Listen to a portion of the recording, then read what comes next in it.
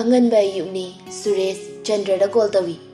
Ring amani chatpaga Chandra supai ngon mandro call ga ngata tawi sibo.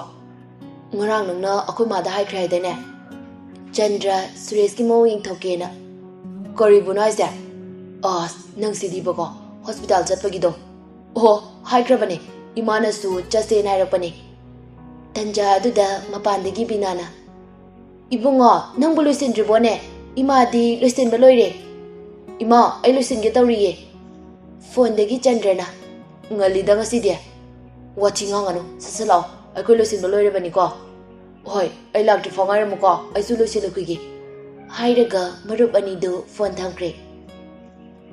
Asom dana Susila Jackson Boynaw. Moy ahum su hospital da lai. Lambi da Jameson su ngai raga leirami. Punna hospital dam na laami. Bina hoy moy ahum su hospital dam na lai. Leibaklei mamagi manakda ibohalga punna fami. Suresh hoy su yauri. Leibaklei na. Dada hoy laira. Ibohal na. Chango ibungo sida fomase. Law itay masina. Chandra na. Pabong Suresh ki mamane. Ibohal na. Itay ma sida lagsimbiro. Bina sa sangsilaga fami. Binana. Ichasing na tambadagi tari. Hauzikti nasakara kang kalaboy na. Tamfa doon sindo na harakpani. Tamfa tab na. Hoy che. Hauzik po di isase kara kang kale. Icha ni sina ako'y bu hospital sida bukod pirambadagi. Ako'y kiso to'y pati tawdre. Bina Leibaklei daw mo silaga. Ibe ma. Leibaklei su yeng na Binana. Sese. Achata khara leirakpani sida leirese. Leibaklei tapna. Leiraktrasu yarsibu ima. Khitangida sisu yamandena noida Suresh ka Chandra ga na harine. Imana khitang leirena ngangini ko. Suresh ka Chandra ga du mamada fatyengi. Chandra na. Leibaklei doctor na kari numitu yumda chatpa yani na haramge. Hayengdi yarni haye. Suresh na amu. Adudi hayeng do yum fawba drop tawge. Aingona call taro pung kayada chatoyno do. Yarni da tonsu lani. Maga punna dum line dai thakrage. Ton exam tawri dudi. Hayengdi magi offline haye. Tanja aduda Suresh ki call lai. Suresh office dagi call lakpoirami. Suresh na. Hello. Hoy ay hujik laage. Phone adu thamaga leiriba sing adu don silaga. Pabong ima akoy mu chalukige. Office da su laktaba yadre thaba thuba ma leire na haire. Ibohal na. Fare. Adudi ipa hoy su sumne horage ko. Leibaklei da mo silaga. Nama hoy se asai fawa thindu piruro. Hoy baba. Binana. Ibungo inaw iche mu chalukige. Yumda nongma mu laage. Tamfana. Hoy che sum leijahorage. Asumna Leibaklei ga Bina du wari saduna tholei. Binana. Ibe magi mingna Leibaklei. Leibaklei na. Oi ma. Ichadi sakka mingabu onthongna chanakre. Leibaklei Bina ga wari saraga tholakpada Susila oi su changakpaga mapa chanare. Jameson na. Leibaklei na. Da Jameson laira. Binana. Bema yare. Ima hoy mu chalukhiye ko. Suresh na mu. Leibaklei akoy mu chalukhiye. Hore call taro ko. Chandra su. Chale ko Leibaklei. Hairam laga ahum du chakre. Jackson Suresh na horen call taro ko hairam baduda. Mabungning kana ore jano khanjei. Leibaklei mung hadan hairi. Da Jameson hospital da lai se kana ngamda bayawge. Jameson na. Nangi nakta lai ni. Mama hoy ngamde habaduda. Ima sisina James ki mama ni.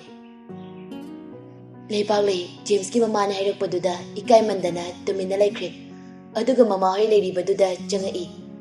Ibohalga tamfaga du puningi. Leibaklei na. Baba, aina thabak tawba mafamdugi akoy sarkhogi mama ne. Baba hoy ngamde habaduda lai na yi. Ibohal na. Ay ma, itay ma, lengsin biro. Ibungo singsu sida famulo. Susila na. Hakzangbu kaisu thoidokpa tawdrabo? Tangfa tapna. Hoi iche, hojikpudi kaisu thoidokpa tawdre. Jamesana, Leibaklei kamai tawrino mama oise. Leibaklei tapna thokiba warising adu mapi taduna tapna lirei. Susila Leibaklei gi chamjaba mataw aduda hena Leibaklei bu nusirami. Jackson call tawraga kanano makauri. Chansu dum changai. Jacksona, Ima mane aina habe manabido. Susilana, oh ichana kari lamdagi. Channa, Ima ai kwa kaithel ne. Jamesana amuk ichana kaneng senbidana Ima oisi fare. Channa, dada sidi akhoigi thaunida. Susilana, kari numita yumda hanba tare. Haina makhoi khara wari sane. Asumna wari sanaringaida Jameson Leibaklei dairei. Asai fogda wari amta sanase. Leibaklei su hairaga tholai. Jamesona, James to nahan numidangdagi karimata chawai bayadre. Nangonda khara ngangki ai. Adugi mana lale haijage na chatpada nangdi dum office da lakhidre na ai. Leibaklei tapna. Da Jameson, ai magi mamangda amuk hanna aigi sakse ularoi. Leibaklei, nang adumai tawgano. James nangbudi yamna nungsijabani ko. Da Jameson, akhoiga moigadi yamna khene. Aduna ai amuk hanna aigi sakse mangonda ularoi. Tanja aduda tona. Je! Leibaklei yenglubada tonga premi goirambaduda. Premi nangsi yauraira. Premi na. Hoi, yauraine. Aidi khangdaba. Masai ton thengnaba. Aduda tona haibadagi tonga laminarisine. Asi hairaga moi humdu change tawbada Jamesona. Premi namta ngaikho warimta sase. Premi na. Kaino ibunga khanaba mohobira no ko hospital ni ko. Horoi kuiroiba. Leibaklei na. Ai changamage Premi nang da Jameson ga chango ko. Hairamnaga Leibaklei ga tonga du changkhre. Jamesona. Premi Leibaklei ja James yam sorry. Nangam thembiyo. James da Leibaklei budi yamna nusijabani. James da ngorangdagi karimata chadana rereini. Premi ngakna.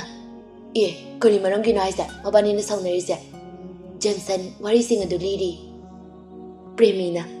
Adudi da James soijaba ngaktani. Mi matada ngasi fawba hangkatna wangang tabegi tana nangona dumaina hairamba aisa. Ai thari thajade. Amuk hanna da James ki mamangda maone haibadi. Ada hairigadi yengeisu. Nangna yanaba khara sinbiyo. Premi, ai James ki matawda yengba ngamdrabani ko. Ai yengase. Ada thajabadi thajade. Hairiga nidu wari sanaraga changai. Somdana don changpu bada Susilana. Ibungosina ibolna. Ichanupa tombane. Ibungona class kya karaba. Tona handak tuyam thadone. Aima yama poni ne. Kano nagadabani isasidi. Hoi. Susila makatarei. Ibema Leibaklei nangdi ngasidi office chatre. Leibaklei na. Oima ai ngarangdagi chatre. Susila khangna hangini. Hoi mama ai naba faraga hek chatpaduni. Leibaklei su wadu makata danaba. Hoi ma. Jamesona, Imasi akhoi su chalase. Hoi chalase. Ibungo adudi akhoi mu chalokigi. Nongmo yumda mulagi.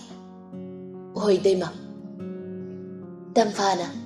Iche adudi sumlei jauragi. Hoi leuro. Leibaklei ga Premi ga du moi thindorei. Jacksona. Iteima amuk soi. Iche akhoi mu chalokigi ko. Leibaklei na. Oi, ada ngarangido pikraba. Bainauna pidri hauji yumyobaga piragi. Oi. Jamesona chaluki ko Leibaklei. Premi da mon silaga. Chaluki ge Premi. Premi du khumdabida. Masaksiga. Asi hairaga ani dusu changkhre. Premi na. Kaino pikraba na hangiduna. Phone Nangi phone pikraba. Ai makata na magi mafamda yetpa pamdre Premi. Premisu matang chade khanduna kari mata haidre. Somdana gari manungda boinauna. Imasi, itay madubu kamay toge. Susilana. Yay nehe, ingna tapiba, ngang thorokpadana nungsiriba. Yay, Susila aigi mawoybada matik chapchare. Jackson karan tarai. Doctor dudi ima kamdoge. Susilana. Doctor duna kanagino. Yay, adusu dum. Boinauna. Aduna nacha tombagi. Ha. Hairaga punano imayamdo. Susila mong makatarai. Jameson, nangna khara mating tawba tare. Nangi marupse, nangna khangiduni. Madi wasu kaya ngangtokte. Mana khankradi lore. Jameson na. Imasi, ay lirisidi, adugibo. Asum na mayamdo punna yumyauri. Somdana Leibaklei na. Don, nanga nache premiga itagro. Dona. Yani che, ay haying off laye, ngasidi sida sum layrage. Premina, ay sulayrage na hayramagala ini. Premina, ay sulayrage na hayramagala abane. Leibaklei na. Aduri don, nang silayramo, ay koy na laybagi paisa sinse, amta pito okige. Asum na Premiga makoy ni punatawai. Leibaklei na. Premi, ay wada loiba nang dringayda Premina. Se, ako baba na imahoy layang bada sisinaw na lupa 10,000 pirakpani. Premi, noy na dung mating pangbiraga lai. Tinabalay minabhabasidi karawa na taraba matmda sarugya minagadabani. Hayraga nido counter tam na lai. Leibaklei na. Asomda ibol ko babay namaga tamfa ko babay namaga anidugi numit humni lebagi pisa kya tarage. Counter da layriba nupi duna yengaga. Moigidi dio mata laytre, loina clear oire. Leibaklei ga Premi ga du ingangang ningne. Leibaklei tapna. Konana pirami jano. Premi na. Jackson oina ore jala. Moina ore gadi hayrakanida. Leibaklei mabongningda Suresh oina oiramgani na khanjay. Somda yumdana Sanatombina tonsna dhairai. Noi namaga napaga da sokdana hospital da lay habani. Chalu sigaira kanu ko aidi ngamjare. Akoi chatpada amu paisa hairakani. Tonsana naba yekpo yaurok bhabase tamba ngamba nate. Chalaga kamai tawrinu da hanguse. Pauduna kana hairino. Sanana nate Premigi mamanabini hairakpani. Sanatombi chatragadi magi nupana chingna khrani khanduna. Hoi, chatpabudi chalase. Ada paisa pirambadi yaroiko. Khangini aisu. Sanatombi makhatana khara kisinaraga hairi. Akhoi pabung naiba lupa laganida. Pithokrasiba hayengda paisa thani na haibaneba. Don sanana. Fana yamna diyame. Nangna pabungda paisa piraise. Adubu thabakte amata ngasi phabo mai pakte. Tungda akhoi farak tarakani ko. Sanatombi khon khara kalapna. Paisa kitang haibasida piningdraga piningde dongdong hairu yadra. Aduga nangna karoidaba mana nangna hojik thaba ama tawjarida. Akhoi pabungna na haibase kawgano. Tonsna da taptharaga. Aima, aidi piroisa haididana. Paisa do yamale haibane nangsidibu ko. Somda James Leibaklei da call tawri. Adubu off adum leiri. Matomta amu khanjay. Leibaklei, nangna ibu yamna waraukraba male. Fono hango. Leibaklei, ay nongmata nanga pau faunawdabada leiba ngamde habase nang khangiba natro. Asi hairaga James matomta kapi. Jameson na. James, adumaina sum tawraga leirdi yaroi nasado. Aduga phone se Leibaklei na Jackson na pirakpani hai. James phone adu pairaga. Mana ibu yamna lana lawkri. Jameson, nang amukta mabu thembiyu. Ay ma yaudana hingba ngamoi Jameson. Hairaga Jameson da kolaga kapi. Bye. Aina fanaba loina silage. Nang kemta khanganu James. Premi da loina hairamabane aina. Jameson moigi mapagi number sida call tawraga wari sanawna number ama pirami. Aduga aisu hayemulagi. Hairamnaga chakri. Somda Sanana Kaisu leitaba nupi mana usitaba hairaga no I khabana adune ma soidana logadabane logadabane ma aigi nupi soidana oigani Somda doctor da don snagasna tombigedu dai don mayamba lakpu bada tama lao chango